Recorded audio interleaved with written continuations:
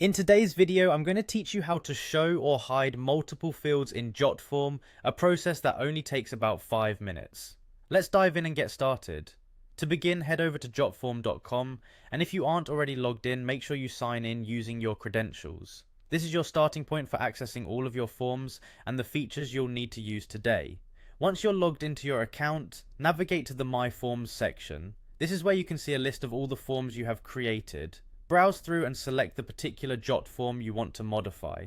It's really helpful to have a clear idea of what you want to achieve before you start, whether that's refining existing forms or adding new interactive features to your current ones.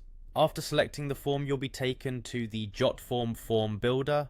Here, locate the Settings tab, which can be found at the top of the page.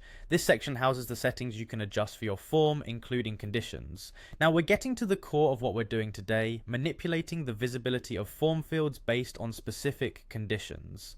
Next, click to add a new show/hide field condition. This option allows you to specify which fields should appear or disappear based on certain triggers. Think of these triggers as the keys to making your forms more dynamic and responsive to user input.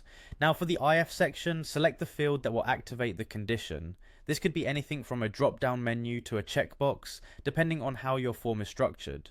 Identifying the right triggering field is crucial because it controls how and when the rest of your form will change. Once you have your triggering field, move on to specifying the state. This is where you decide the condition that must be met for the action to occur, such as is equal to or contains. Imagine this as setting the rules for how your form's display should adapt to user actions.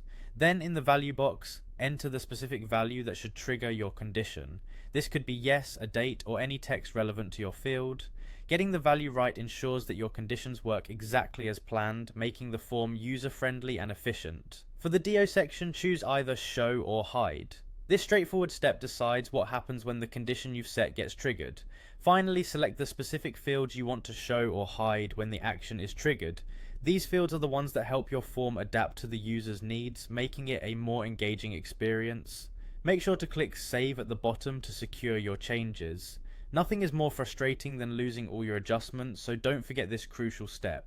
And there you have it, that's how you can quickly and efficiently set up conditions to show or hide fields in Jotform, enhancing the interactive elements of your forms. Follow these steps and you'll have dynamic forms in no time, offering a customized experience for every user. Thanks for watching, and happy form building.